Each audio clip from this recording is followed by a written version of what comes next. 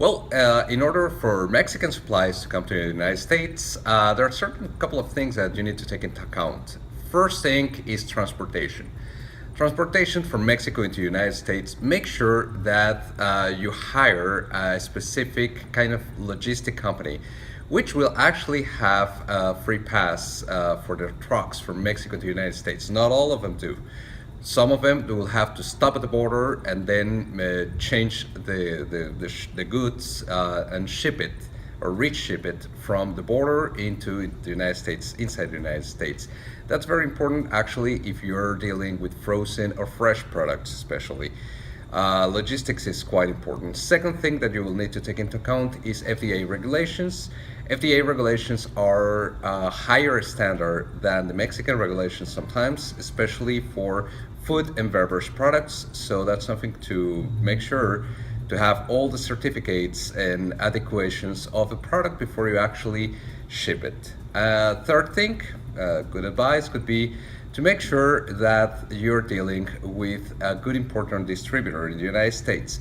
There are some big and huge importers and distributors which are really good working and dealing with distribution to certain parts of the East Coast and West Coast of the United States. Remember, here it's very well marked in the United States, the division of the East and the West Coast. Not all the companies distribute in both coasts, so you need to make sure you deal with a good commercial company which actually distributes on both. Another good advice could be that you need to make sure also before, and you need to prepare before you actually ship the goods on how taxes are done here in the United States, because some products, due to the free trade agreement, they have zero taxes or they are low tax, but there are some other products which can cause a little bit of a problem, especially not only on taxes but also on licenses that you may have to pay for certain names or certain things that you need to comply with. And maybe the last thing could be packaging and labeling. Also, again, remember the United States regulations are quite different from Mexico, and you need to make sure that first labels are in English. Besides you working them in Spanish, you need to work them in English. You need to translate them.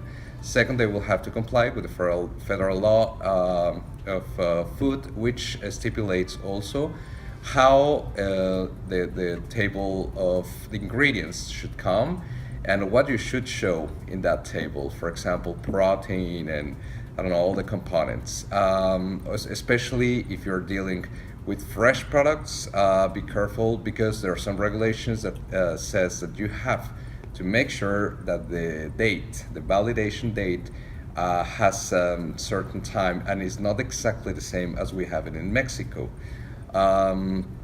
Packaging and labeling, it depends if it's individual or per box, for example.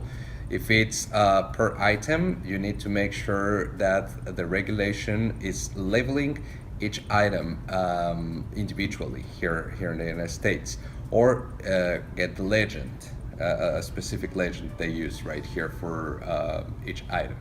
So labeling and packaging is important. Colors and textures also is important here in the United States. It's not as in Mexico. In Mexico, we use different colors and different textures for the packages. If you're aiming for a Latino market here in the United States, might work, but if you're working for a general market, might not work. So you have to make sure packages are presented that in a way that usually Americans would like to buy their products in the mainstream.